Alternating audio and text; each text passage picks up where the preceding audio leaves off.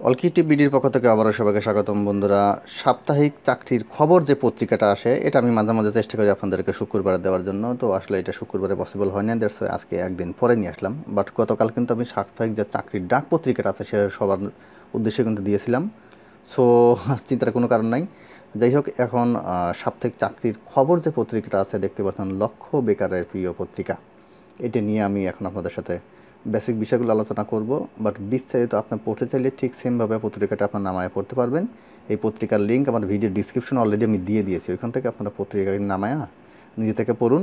আমি জাস্ট বেসিকগুলো যতটুকু না বললেন ততটুকু আমি আপনাদের সঙ্গে আলোচনা করতেছি। ওকে। আর আরেকটি কথা একটু বলে রাখি বন্ধুরা, আমি যখনই কোনো সার্কুলারটা দেই, সেগুলো অনেকেই আছে যে বলে ভাইয়া এখানে আসলে এসএসসি পাশে আবেদন করতে পারবো, কিংবা এখানে বয়সের সময়সীমা কত।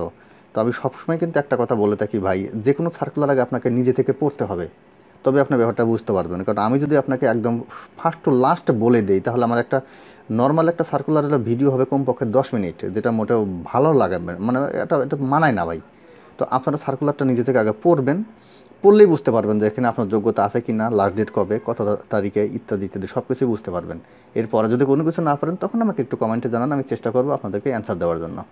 তো যাই হোক, এই পত্রিকাটা নিয়ে এখন আমি যেটা বলবো তা হলো যে ডেটটাকে বলে দিই। দেখতে পাচ্ছেন শুক্রবার 1 জানুয়ারি 2021, আজকে হলো 2 তারিখ। তো যাই হোক, এখানে প্রথম তারা যেটি বলছে তাহলে বাংলাদেশ ব্যাংকে চাকরি 76 জনে। এটা কিন্তু ইন টোটাল আমি দিয়েছিলাম আপনাদেরকে, এখানে ইন টোটাল 6টা না 7টা ব্যাংক, 6টার মতো ব্যাংক আছে বাংলাদেশ এর, গভর্নমেন্ট ব্যাংক যেগুলো, সেইগুলোতে নিয়োগ দিবে। এরপর জনস্বাস্থ্য প্রকৌশলে 126 জনের নিয়োগ আছে। কর কমিশনার কার্যালয়ে একটা নিয়োগ ছিল 71 জনের। কৃষি উন্নয়ন কর্পোরেশনের চাকরি ছিল 210 জনের। এরপর বন্ধুরা এখানে আছে বাংলাদেশের ডাটা সেন্টার কোম্পানি লিমিটেডের চাকরি, সোশ্যাল ইসলামী ব্যাংকে চাকরি আছে, বাংলাদেশ ক্রীড়া শিক্ষা প্রতিষ্ঠানের চাকরি, দুর্যোগ ব্যবস্থাপনার চাকরি, বাংলাদেশ প্রকৌশল বিশ্ববিদ্যালয় চাকরি, বুয়েট যেটা আর কি আমি অলরেডি দিয়েছিলাম, কৃষি গবেষণা কাউন্সিলে চাকরি, সেনা কল্যাণ সংস্থায় চাকরি, পরমাণু কৃষি গবেষণা ইনস্টিটিউটের চাকরি, দেন আছে আকিজ বিডি ফ্যাক্টরিতে একটা চাকরি নিয়োগ ছিল, পল্লী উন্নয়ন একাডেমি বগুড়াতে একটা চাকরি নিয়োগ ছিল, ঢাকা রেসিডেন্সিয়াল মডেল কলেজের চাকরি নিয়োগ ছিল, এবং প্রাণ একটা চাকরি ছিল, একটা সেলসে অলরেডি আমি এটা দিয়েছিলাম আপনাদের জন্য, এখানে সরাসরি আপনাদেরকে ইন্টারভিউর জন্য। এরপর তো বন্ধু চলে আসি 2 নম্বর পেজ। আসলে 2 নম্বর পেজ এবং 3 নম্বর পেজ কিন্তু প্রথম এবং লাস্ট পেজের জাস্ট বাকি অংশগুলো এখানে দেওয়া থাকে। তো আমি এটা নিয়ে আর কোনো কিছু বললাম না, আমি সরাসরি একদম লাস্টের পেজে চলে যাই। লাস্টের পেজটা আপনারা দেখলে বুঝতে পারবেন। তো এখানে দেখতে পাচ্ছেন পুলিশ সুপারের কার্যালয় নরসিংদীতে একটা নিয়োগ প্রকাশ করেছে, নরসিংদী জেলার স্থায়ী লোকজনের জন্য। জেলা প্রশাসকের কার্যালয় রাজশাহীতে চাকরি, জেলা প্রশাসকের কার্যালয় হবিগঞ্জ, জেলা প্রশাসক চাঁপাইনবাবগঞ্জ। এগুলো কিন্তু জাস্ট যে এলাকার নাম উল্লেখ করেছে সেই এলাকার লোকাল লোকদের জন্য, জাস্ট এটা। এরপর দারুল উলুম মহিলা মাদ্রাসা চাকরি, বাংলাদেশ সাবমেরিন কেবল লিমিটেডের চাকরি, শরীফ মেলামাইনে একটা নিয়োগ ছিল, ঢাকা মহানগর মহিলা কলেজে চাকরি ছিল, এটা 26 জনের।